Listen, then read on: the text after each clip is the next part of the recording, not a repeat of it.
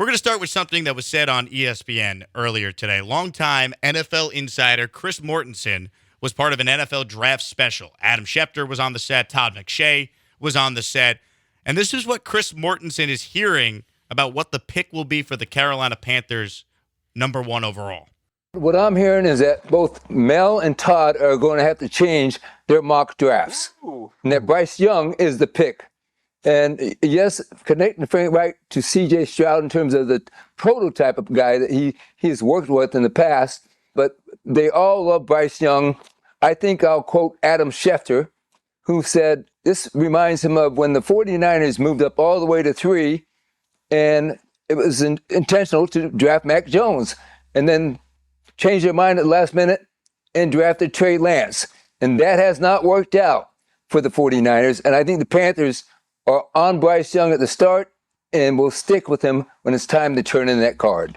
So that is obviously major news. Adam Schefter said about 2 weeks ago that Bryce Young was the guy that the Carolina Panthers were going to select, and a lot of people were like, Schefty's just saying that because he's carrying the water for the Panthers to create some drama that they already don't know who they want. They actually want CJ Stroud. Just look at the betting odds. That overwhelmingly reflects Stroud going 1. Well, now you get this from Mortensen a couple of weeks later. You starting to believe that Bryce Young could indeed be in play first overall for Carolina? When the Panthers traded up for the number 1 pick, I believe they were trading up for Bryce Young. This is what they should do with the number 1 pick. Bryce Young is considered the top quarterback prospect by most. He is the most ready to compete from day one of all the quarterback prospects. We've talked at length about how we believe Panthers ownership and the way that they've operated is in a closer to competing right away than taking their time. That was part of the hiring of Frank Reich. Bryce Young should be the pick for the Carolina Panthers. Now, I don't know that somebody who actually is making the decision would know that on April 5th and tell Chris Mortensen with the knowledge that Chris Mortensen's going to be on ESPN and say that.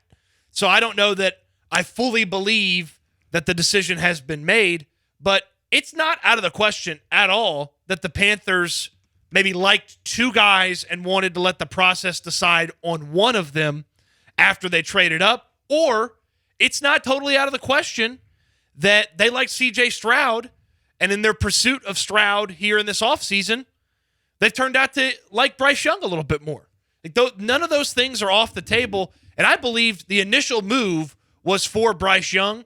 That seemingly was put to bed pretty quick, but CJ Stroud, I could absolutely see a scenario where Bryce Young, in the draft process, in the collaboration, or in the conversations with the Panthers, in the workouts with the Panthers, maybe had Frank Reich moving off of his got-to-have-a-tall quarterback thing. Maybe had Frank Reich reconsidering, hey, we moved up for CJ Stroud. What if we did this for Bryce? It's fascinating. It's scary from a Texans fan perspective because I believe the chances of doing something that is outside the box and non-typical increase if Bryce Young's not available. I feel like it's almost an easy card turn in. Bryce Young's there. No more of this Tyree Wilson conversation. No more of this Will Levis or any of that stuff. Bryce Young's there at 2. Nick Caserio turns the card in. Let's figure out what we're doing with 12, boys. But if CJ Stroud's there, if it's Bryce Young already off the board, that's when I get worried about the Caserio craziness popping up. It is scary to think that there's some doubt on whether or not they'd take CJ Stroud. Isn't that because of the Lance mock yesterday? Because before that Lance mock, I think we were all dead set. They're definitely going quarterback at 2, and you would think it'd be CJ Stroud. Is it possible it's still quarterback at 2, but it's not Stroud now? Maybe it's Richardson. Maybe it's Levis. I would be worried, yes, that they had their heart set on Stroud and they got moved off. That'd be a little worrisome for me. And well, Stroud's meeting with them today, so hopefully he makes a great impression with them. That's another thing is what if CJ Stroud gets wind that he's kind of lost out on this? How does that change his approach? Does that change his willingness? We talked yesterday about his willingness maybe to come to Houston and his agent, who is the same agent that Deshaun Watson had, his agent's willingness to have him in Houston. If CJ Stroud gets wind that he's not the top overall pick, how does that change his pursuit or from these teams or how he interacts with these teams? Maybe it doesn't change anything. You want to go as high as you can no matter what. But it's a very weird spot to be in for the Texans if Bryce Young's not available at 2. And I don't know what would be on the board and in consideration for Nick Caserio. It's hard to peg him down on that. Maybe it's as simple as just take CJ Stroud and go from there, but with the way that Lance talked about his mock draft yesterday, with the way some people have talked about CJ Stroud, and the fact that most of us believe the Panthers traded up for Stroud and then got moved off of him, like that's a little scary.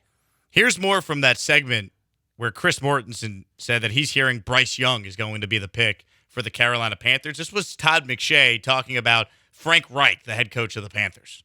We always focus on Frank Reich and what he's worked with. First of all, he didn't draft any of those guys he worked with. Second of all, Scott Fitterer, the general manager, was with Seattle when they drafted Russell Wilson, albeit in the third round, but just over 5'10". He would get sturdier build, but it was a risk at that point, and we saw how it paid off.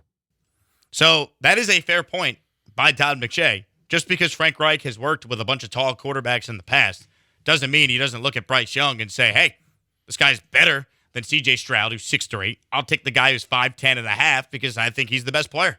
And ultimately, this pick will define my time in Carolina. And if my only concern with Bryce Young's is height, so be it. I'll take my chance. Like, that is a very real conversation that could be happening. And I remember the day the trade was made where Carolina moved up to 1 and the Bears traded down. Everyone assumed it was Stroud right away. But I remember saying that day, we were at East River 9, actually, when it happened, where we're going to be broadcasting the show from tomorrow. I remember saying that day, this could change. Remember, the Niners originally traded up for Mac Jones a couple of years ago, and we saw how that played out. And it kind of feels like maybe that's happening here.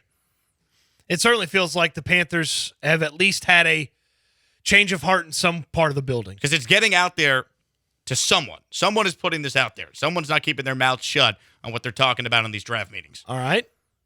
Let me ask you this question. There's a rat in the building.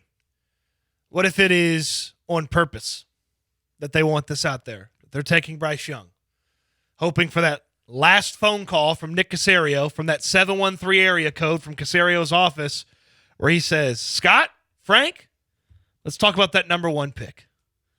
I heard Mort on ESPN. He said you guys are taking Bryce. Let's talk about this. What would it take for the Carolina Panthers to select 2 and the Houston Texans to select 1? It does feel a little bit like that because they have been very Stroud heavy, and unless they were putting on a huge smoke screen, they acted quite different for CJ Stroud's pro day than they did for Bryce Young's pro day. I told you I believed it was intentional that they wanted to see 2 quarterbacks a day in seeing Stroud in his pro day and having dinner with Bryce Young, and then seeing Bryce Young in his pro day and having dinner with Will Levis. I believe that was intentional so that they could sort of confirm what they believed about Bryce Young's size. I wonder if there's a little bit of, Mort, can you do our bidding here a little bit just to see if Houston would get froggy and jump? It's possible. You can't rule out that. But where there's smoke, there's fire with something like this. Sure. Are the Panthers that calculated? I don't know. They could simply just evaluate the prospects and realize Bryce Young's the best guy. Sure. Like, if they're being a smart franchise, I think you and I are on the same page here, BK as well, they take Bryce Young first overall because he's the best quarterback in the draft. So it could simply be that. It could be what you're saying. It is fascinating, though, because this will definitely move the betting lines. I need an updated look at odds to be the number 1 pick because I have to imagine if you placed your Bryce Young bet a couple days ago, you're not getting the same number now. No, you're not getting hardly any value. And we told you a couple weeks ago, maybe a little sprinkle on Bryce Young's not a bad idea if you feel like Carolina might change their mind, or if you felt like the Texans might be able to pry that number 1 pick away. It's got to be nerve-wracking from a draft perspective in the draft room at NRG Stadium to not have the ability to build a complete plan with knowledge of exactly what you're getting. Because if you had the number 1 pick, you knew exactly what you're doing, and you can build a plan right off of that. Hey, we're taking Bryce Young at number 1. What do we need to put around him? Where do we need to go? Does that give us the ability to move up from 12 for this guy? Would we do something different with him? Now you've got to have multiple plans in place to execute. Hey, if we get Bryce at 2, this is what we're doing. Hey, if Stroud's there, we're going to take Stroud. Then there's the Lance Zierlein option, which he presented yesterday. Well, what about a defensive player that we're going to take here? No, not that one. The other defensive guy. Well, let's have a Will Anderson plan and let's have a Tyree Wilson plan.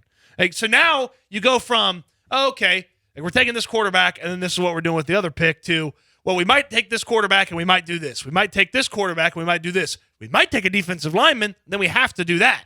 It becomes very strenuous at NRG Stadium. And look, Nick Caserio's the move-around king in the draft. He's moved around a bunch for a bunch of different players in his time as a general manager, but this is not an easy situation to maneuver. And if you wanted to move, it's not a cheap situation to move. The Panthers are absolutely looking for a future first back if they're moving off number one. Could you imagine they traded a future first to move up one spot when the pick could have been theirs anyway? That would be one of the red marks on Nick Caserio's resume that you would then go back and you'd make the mark bigger. Week 18 of the NFL season. I don't think you could 2022. do it. I mean, the most I think you could do is a second-round pick, and I think a lot of Texans fans would say just take CJ Stroud. The question is, if they don't think CJ Stroud's worth the second pick in the draft and they don't want to make that trade you just alluded to, then the Lance Zierlein mock scenario becomes a reality. Yep. And that's scary for most Texans fans, I have to imagine. Besides maybe Jeremy Branham, who is a Will Levis guy and probably loved the Lance Zierlein mock scenario. Yep.